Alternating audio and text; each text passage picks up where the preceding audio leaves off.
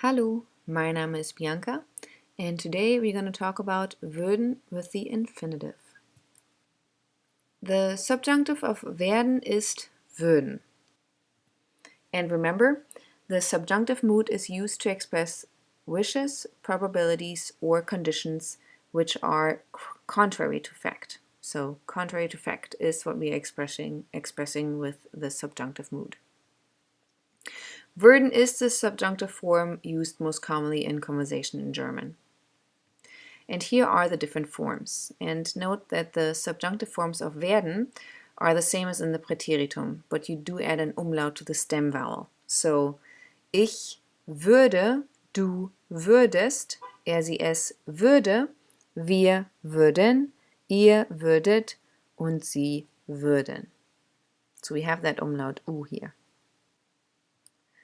Würden functions like a modal verb. When it is used with an infinitive, you have to place würden in the position of the conjugated verb and place the infinitive at the end of the clause. So as you can see here, würden is in the beginning of the sentence and the verb is at the end.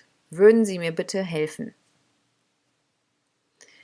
Here's another example. Die Kinder würden dann ihre Hausaufgaben machen. Okay, die Kinder subject würden dann ihre Hausaufgaben machen. Verb goes at the end of the sentence. All weak, strong, and some mixed verbs have the same subjunctive and Präteritum forms. Thus, in German, you use würde with the infinitive to express a subjunctive meaning. So in the Präteritum, you would say, sie rannte nach Hause, and with würden and the infinitive, you say, sie würde nach Hause rennen. So again, würde goes in second position here, right after the object, sie würde, and rennen or verb goes at the end, the infinitive. The verb goes at the end of the sentence, yeah, the conjugated verb. To describe a hypothetical situation, you use würde and the infinitive with a wenn clause. Wenn ich viel Geld hätte, würde ich nach Deutschland fliegen. Wenn ich viel Geld hätte, or wenn clause, würde ich nach Deutschland fliegen. Again, verb is at the end. And note that it's not subject and then würde, but it's actually turned around. It's würde ich, so würde subject. Wenn morgen Sonntag wäre, würde ich lange schlafen. Okay, again, note that würden comes before the subject in the second part of the sentence. Würde ich. Okay. To express wishes, give advice, make polite requests, or ask a question, you also use würden and the infinitive. So you can say, würdest du bitte die Wäsche waschen? Or, er würde gern ein Eis essen. So it's expressing a wish. Er würde gern ein Eis essen. Okay, and that's it already with würden and the infinitive, so let's do some practice. And here I would like for you to fill in the blanks with würde and the infinitive in the parentheses and a when clause. So sometimes you need a when clause, sometimes you don't. So pause the PowerPoint here, fill in your answers, and then when you're done, continue and we'll go over the answers together.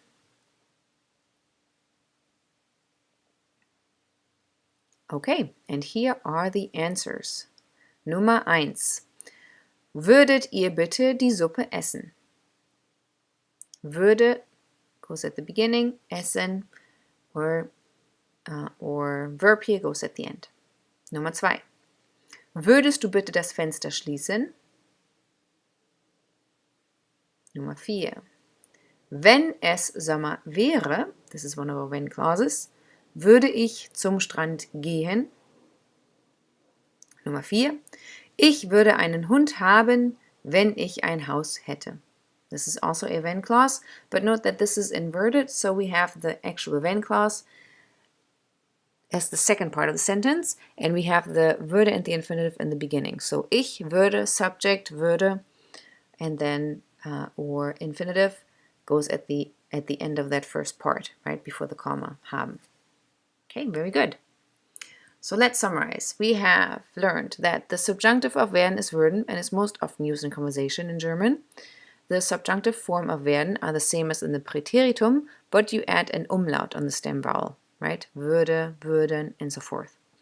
Würden functions like a modal, but when it is used with an infinitive, you have to place würden in the position of the conjugated verb, the infinitive, and place the infinitive at the end of the clause, okay?